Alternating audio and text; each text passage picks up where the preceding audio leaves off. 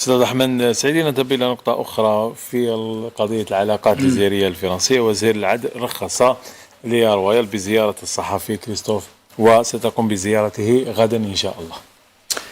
فعلا، وأولا رخص من منطلقين: منطلقا القانون لا يمنع الأمر، وثانيا منطلق إنساني. صحيح، منطلق إنساني، وخاصة هذا الطلب ما جاش بضغط، ما جاش بضغط ومساومة، يعني جاء بلطف وإنساني وفي علاقة، والمرأة محترمة سياسيا وطلبت وتحمل عداء تجاه الجزائر. ولم تصرح أنها قادمة إلى الجزائر لهذا الأمر، بل هي قادمة لأمور أخرى. بمعنى هذا الأمر جاء عرضا في الموضوع، فلا ترى السلطات الجزائرية مانعا من ذلك، وهذا مواطن فرنسي وتريد أن تطمئن عليه ولتطمئن العائلة. صحيح. وثانيا مثل الزيارة وإخراج الموضوع من المزايدة. فرنسية زارته، شافت وضعه، تشوف وضعه وتخرج تطمئن عائلته وتقول كلمة في هذا الموضوع، والموضوع ما يوليش ملف مزايدة. لا هي زايدت به ولا احنا نزايد بالمنع، وإنما تجي الأمور في إطار. ثانيا هذا يدل على أن الجزائر تتجاوب إيجابيا مع القضايا، كي تكون من منطلق، تخرج من منطلق المزايدة ومنطلق الضغوط ومن منطلق التهديد. منطلق السياسة لم تهدد ولم تزايد ولم تذكر الموضوع في زيارتها، ولم تقل أن هذا هو جوهر زيارتها، ما جاش لهذا الموضوع، وإنما على هامش، وهي اغتنمت فرصة وهي موجودة في زيارة رسمية مع الجزائر من خلال جمعيتها، جمعية الصداقة. نعم. فنظن أن السلطات متفهمة واضحة، وما عندهاش ما تخفيه في موضوع هذا السجين المحكوم عليه. هذه المسألة الأمر. فإذا كأن السلطة الجزائرية وسيكون رواية لحوا هذا الملف من رواق المزايدة ومراق المساواة. صحيح. وأيضا أشارت إلى نقطة على أن الأهمية الاستراتيجية للجزائر باعتبارها بوابة مفتوحة على القارة الإفريقية. أهمية الاستراتيجية بالنسبة لفرنسا، تحدث رويال وقال: حين عودتي سأقول انتبهوا، قد يأتي يوم ويكون فيه الأوان قد فات على فرنسا. فعلا أنا نعتبر هؤلاء الساسة على كل حال، مثل سوغيرواي وغيرها، يدركون انهيار العلاقة الجزائرية الفرنسية، يدركون أن اليمين وأن سياسات ماكرون مع أنها تدفع بالسياسة الخارجية الفرنسية إلى الغرق. طبعا خسرت قضايا في افريقيا، مصالح، تواجد، غير ذلك. فنظن هؤلاء من خلال حرصهم، هذا هو السياسي الوطني، اي سياسي وطني يحرص على علاقات بلده مع الجزائر، ويعرفون مكانة الجزائر، فهم يسارعون لعلهم بعمل، لعل يفتحون فجوة، يفتحون خرق، يكونون إن صح التعبير نقطة إعادة بث العلاقة من جديد، أو الدفء هذه العلاقة. أنا قضية صعيبة، مش سهلة، ماشي شخص واحد يقدر يبان. ولكن الجزائر من خلال استقبال، ما هي الرسالة اللي بعثتها للجزائر؟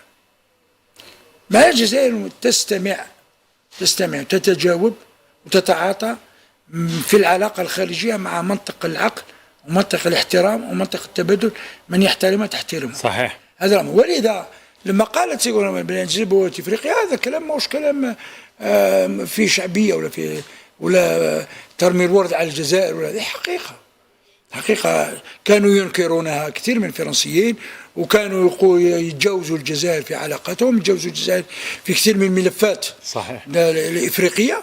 ولكن أدركوا أن الجزائر تعتبر بوابة، تعتبر معبر، تعتبر على من يوطد علاقته مع الجزائر تفتح له آفاق. صحيح. في أفريقيا. والجزائر في علاقات واسعة مع الأفارقة. نعم. يتوسع. إذا أنت توسع في مع إفريقيا، وأيضا مع حتى إذا كانت أوروبا علاقتها إذا كانت كانت فرنسا. نعم. إذا كانت فرنسا تجي لهنا، ما تعرفش مكانة الجزائر، الفرنسيين في العمق، واش من الجزائر يجي واحد من الخليج ويقول لك الجزائر معبر للعلاقات الإفريقية، ويجي من دول أخرى. معناتها إذا كانت هذه الحقيقة السياسية والدبلوماسية والجيوسياسية يدركها البعيد، كيف فرنسا لا تدركها وهي على مسافة ميل؟ أنت مسألة كيف يجي واحد من الصين يعرف أهمية الجزائر في إفريقيا، وواحد من آسيا، وواحد من الخليج العربي، السعودية أخيرا زيارة وزير الداخلية والخليج، ويجيو والقطرية يقولوا بلي معبر الجزائر ومعبر للعلاقات مع افريقيا، اذا كانوا هذول اللي بعد يعرفوا هذه الحقيقه الجيوسياسيه صحيح. وحقيقه اقتصاديه، كيف انت ما تعرفهاش تحب تتجاوزها وتحب تجعلها كانها لم تكن. فسيغوني اكدت للمره ألف اكدت للقرار الفرنسي، اصحاب القرار الفرنسي وقالت عندما جاء انبه، وقالت كلمه اخرى قلتها احذر. نعم. قالت انبه. الآن العلاقة راهي في مستوى الخطورة، خطير جدا، خطير جدا. فعندما تقول نحذر، ربما بقيت الخطوة الأخيرة، الخطوة الأخيرة.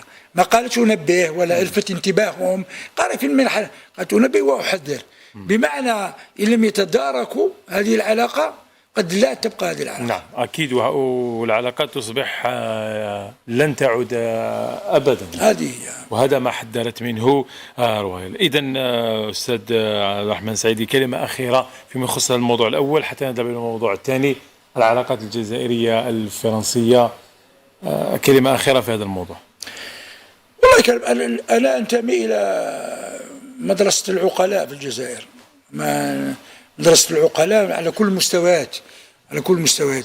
نحن ننظر للعلاقة الجزائرية الفرنسية وبكل العلاقات، ننظر لها بمنطق السيادة، بمنطق الندية، منطق رابح، منطق التعاون، التشارك، منطق السلام، مش منطق الأمر الآخرين بعين اعتبار ما عندنا من إمكانات وقدرات ومن علاقات داخل فرنسا نفسها، ونعرف مكانة الجزائر بالنسبة لفرنسا. فنقول لابد أن يعلو صوت العقل والمنطق، وتعود فرنسا الرسمية خاصة تعود إلى رشدها. راهي ضيعت الكثير، تكمل هكذا كما قالوا ستضيع الكل. صحيح. هذا